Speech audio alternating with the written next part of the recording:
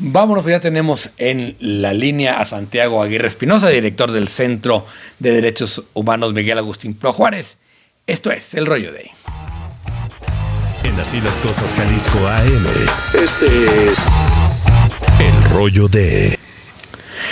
Santiago Aguirre, qué gusto tenerte en el programa. Muchas gracias. ¿Cómo estás? ¿Qué tal? Muy buenos días. Un gusto estar con ustedes y con su auditorio. Una disculpa por lo accidentado de la llamada. No te preocupes, Santiago. Al contrario, te agradecemos muchísimo estos minutos para Así las Cosas Jalisco. Y preguntarte de entrada, a ver, dos actos más de militarización, diríamos, o decisiones que abonan hacia allá. Nombrar un subsecretario de Seguridad Pública Ciudadana ya militar, abiertamente militar, y la presencia militar en el metro como una forma disuasiva de posibles atentados contra el metro. ¿Cómo estás leyendo desde los derechos humanos estas dos decisiones? Desde los derechos humanos hemos expresado nuestra preocupación por ambas decisiones, que las entendemos de manera conjunta como parte de un mismo proceso que a lo largo de todo este sexenio hemos atestiguado, que es el del incremento del protagonismo público de las Fuerzas Armadas en la administración pública federal sobre todo, y en otros ámbitos de la vida pública nacional. El despliegue de la Guardia Nacional en el metro ocurre en un contexto en el que las autoridades, sin ofrecer muchos elementos informativos adicionales, han empezado a hablar de posibles actos de sabotaje en esta importante infraestructura de transporte público de la Ciudad de México. Nuestra perspectiva es que los problemas que se perciben en el metro más bien parecerían tener que ver con inversión, con prevención, con mantenimiento, pero que incluso si hubiese una vertiente de seguridad y justicia, pues esta tendría que ser atendida con las instituciones ordinarias de la Ciudad de México, su fiscalía, su policía, que además es la más numerosa del país. No se entiende por qué acudir a un cuerpo de carácter militar, y tampoco se entiende por qué desplegar 6,000 elementos de la Guardia en el metro cuando otras regiones del país que viven condiciones de violencia extrema, donde siguen ocurriendo desapariciones y atrocidades, no tengan un despliegue similar en cuantía al que estamos viendo en el metro. Y los nombramientos a los que aludes también se insertan en este proceso. Por un lado tenemos un subsecretario que construye su plataforma política para optar por un cargo de elección popular desde un cargo muy relevante.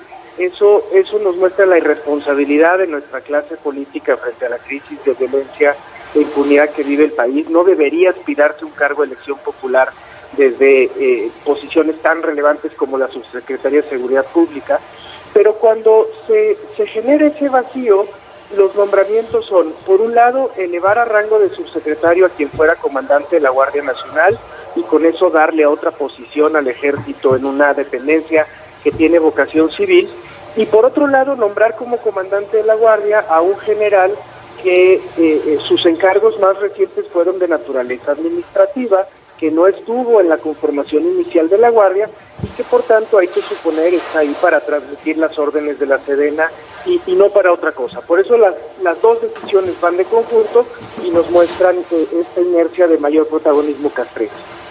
Santiago, ¿qué tal? Buenos días. Gracias por estar con nosotros, Augusto Chacón.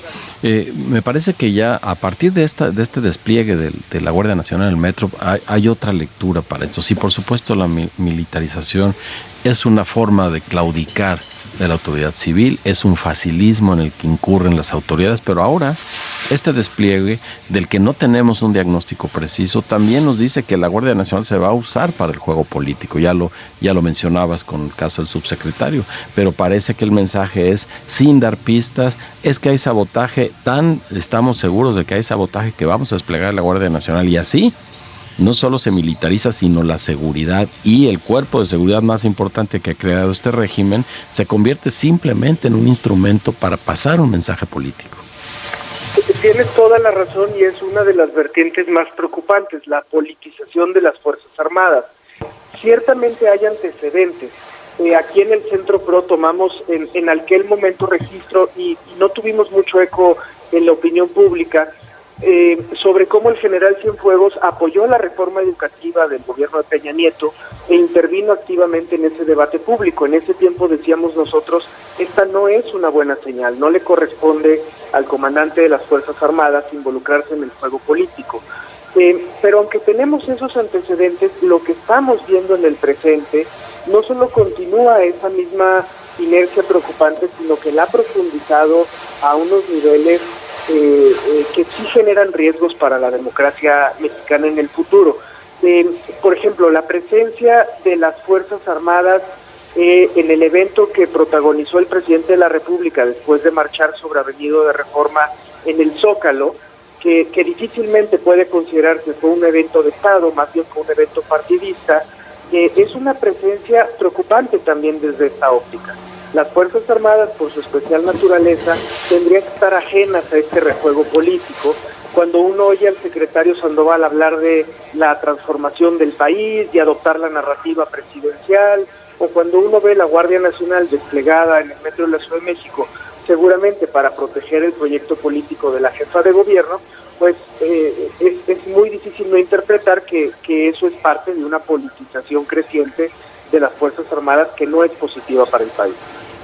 Sí, y el otro gran tema me parece es que ante la desaparición de facto de la Comisión Nacional de Derechos Humanos, también subsumida ya en una lógica propagandística y política, pues lo que nos queda son los centros como el Centro Miguel Agustín Pro.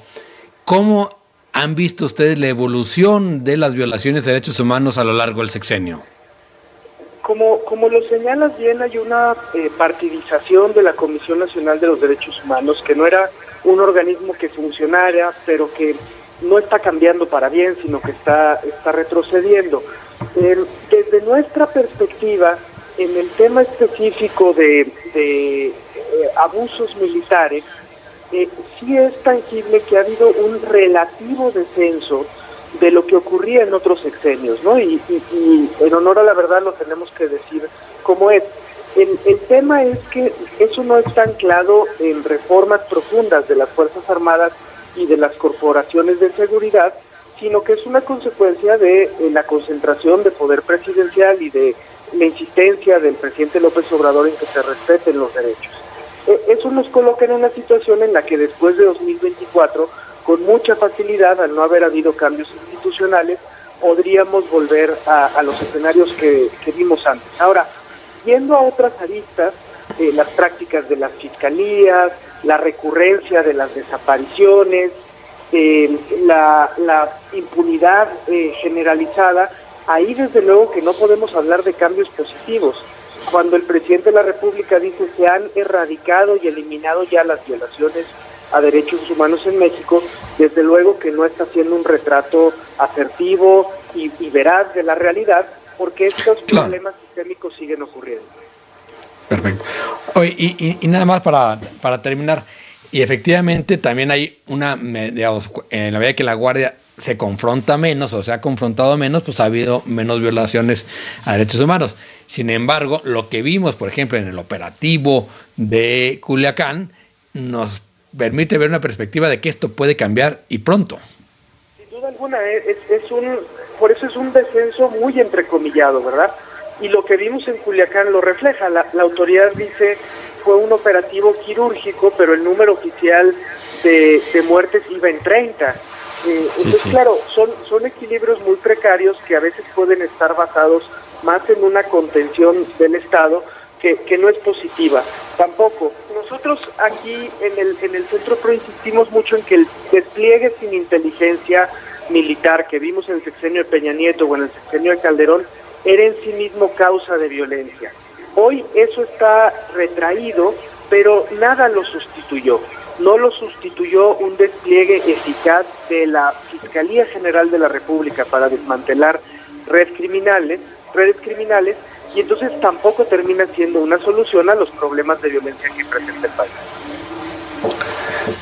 Perfecto. Santiago, pues muchísimas gracias, Santiago Aguirre, por estos minutos para Así las Cosas Jalisco. Él es director del Centro de Derechos Humanos Miguel Agustín Pro Juárez. Un abrazo, Santiago, muchas gracias. Mucho gusto estar con ustedes. Gracias por el espacio, que tengan buen día. Igualmente. Bueno, y por acá se comunicó Manuel Cadavieco, dio luces a Augusto y nomás dijo que seguramente JR, aquel personaje de la serie Dallas, le voló el teléfono a Alejandro Sierra. Sabíamos que iba a Houston, pero a lo mejor aprovechó para ir a Dallas, Augusto. Sí, bueno, siempre aprovecha, ya que está ahí cerca, ¿por qué no ir a Dallas? ¿Por qué no ir a Dallas? Tan cerquita que está. Exacto. Ese, que le aproveche. Ni caseta ahí. No. Y no se va a topar con ninguna bicicleta. Bueno, vámonos. Muchas gracias a quien hizo posible el programa el día de hoy. Estuvo Erika Toribio en la producción, Javier en la operación, Pati Sánchez en la información, Augusto Chacón y un servidor Diego Peters. Le damos las gracias. Nos escuchamos mañana. Esperemos ya con todo y cierra. Y si no, pues encierra. Exactamente. Vámonos. Bansi, un banco entre personas, presentó Así las Cosas, Jalisco. La información en W. Así las Cosas, Jalisco. De lunes a viernes a partir de las 9 de la mañana. Con Diego Petersen, Alejandro Sierra y Augusto Chacón. Solo en W.